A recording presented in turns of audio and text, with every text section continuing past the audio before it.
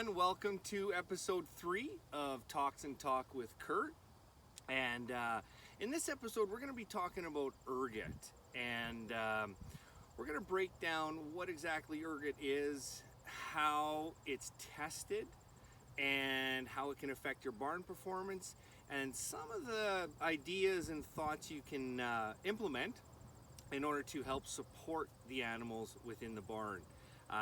Before though we jump into it, just wanted to mention it's just been an absolute fantastic last about 4 to 5 weeks here, being on farm, doing your testing of some of the new grains coming in. And if you have any kind of questions or you need me out to do any kind of further testing, by all means reach out. Be happy to come out and do any kind of testing that you require. So let's move on to what exactly though ergot is. So ergot can be found both in feed grains such as wheat, barley, oats, and rye, but it can also be found in growing in the native grasses between the fields of grain and the road itself. Black in color, typical size is around the size of a kernel of grain, to as large as 4 centimeters, where you can find those larger ones in the grass itself. But what makes ergot a little bit more unique and potentially dangerous than some of the other mycotoxins that are out there is that in its life cycle, when that dark head of ergot is growing, spores will start to come off that particular head of ergot, and through wind and insects it can start going through and being passed around from field to field. So which is really incredibly important when it comes to field management, that those ditches between the road and the field are cut down as close to the ground as possible, so that grass cannot grow, flower, get to the point of an ergot kernel, and then start spreading all those spores into the field. As well as take a look at the headlands. Make sure before you're harvesting, you take a look and do a visual inspection of it. I'll be doing a separate video in the spring on how to look at field management, but it's really important to understand that wind and essentially insects can transport those spores from the ergot kernels throughout the field. In the last 12 months, I've seen, after sending samples in to get tested, barley has been the feed grain that has been showing signs of being infected with ergot. I've just started sending in samples, and they've just started coming back in the last week with barley of new grains, and it's been a little bit of hit and miss. We have seen some samples infected with concerning levels of ergot, and then some have been clean. But by all means, reach out to me and let me know if you need any assistance or help with getting some of those grains tested. So let's move on, and let's talk about how it actually is tested. So how is it tested? It's actually very important if you suspect that you're struggling through any kind of ergot challenges in your barn. It's incredibly important to actually send the sample off to one of 2 labs here in Canada. There's one here in Western Canada, in Saskatchewan, that we use, that will actually test for the individual alkaloids. And the 6 main alkaloids that are the most potentially harmful for your performance in the barn, as compared to just looking at it visually.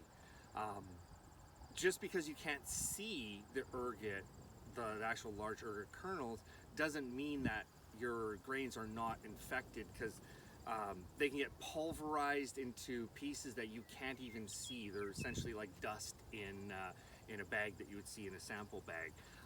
So it's really important that if you suspect that you have ergot challenges in the barn, get it sent off to either one of the 2 labs here in Canada that will actually use the technology that will break down and find those 6 alkaloids, and it is the most sensitive and accurate way to identify what kind of infection you have when it comes to ergot.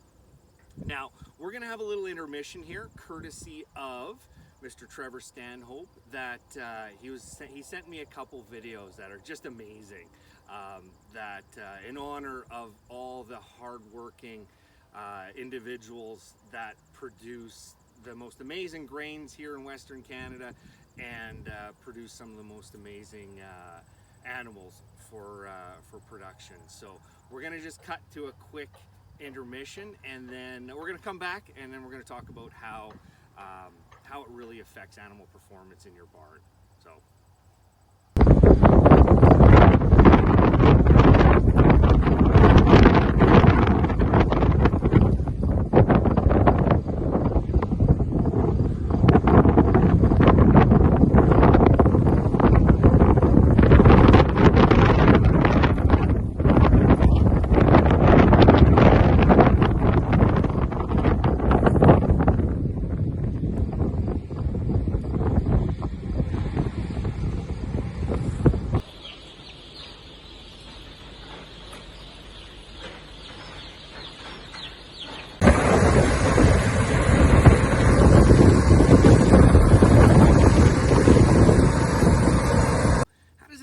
Barn performance and the individual animals.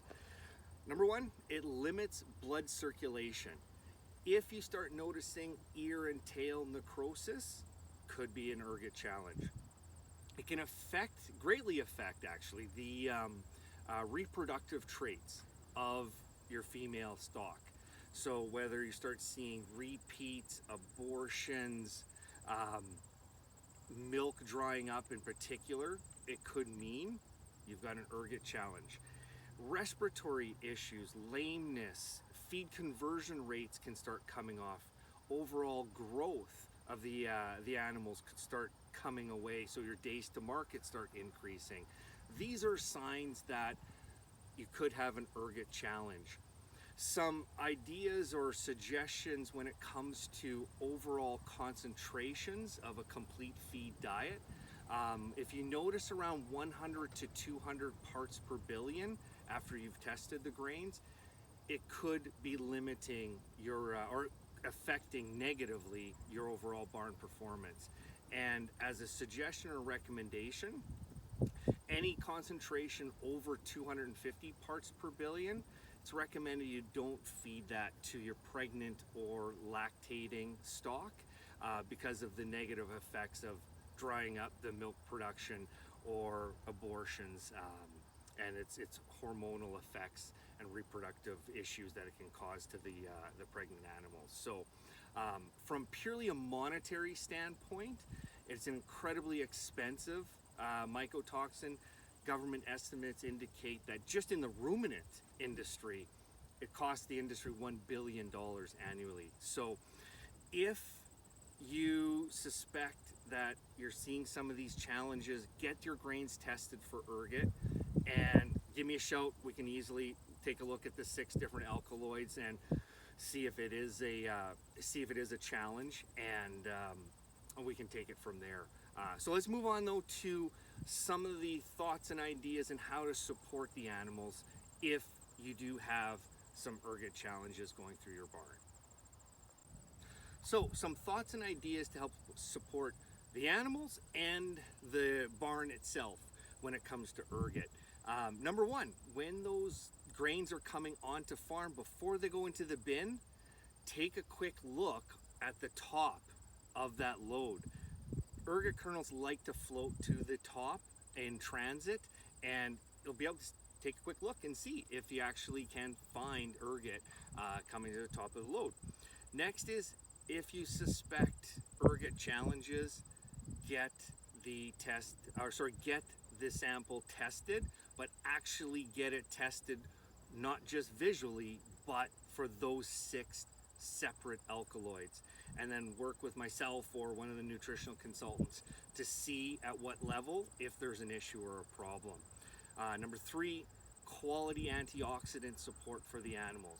Good levels of vitamin A, vitamin E, and lastly, a binder of some sort to bind up the mycotoxin of ergot.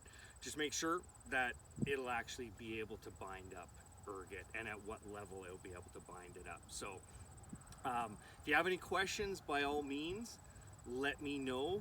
Reach out to me anytime if you suspect that there are ergot issues, and I'll be making the video. It won't be as long as a duration to wait for another video. I want to make a video in the next 2 weeks now that harvest season is behind us.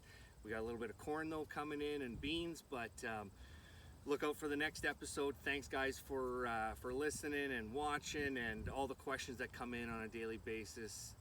It's great, and look forward to seeing you guys next time. Take care.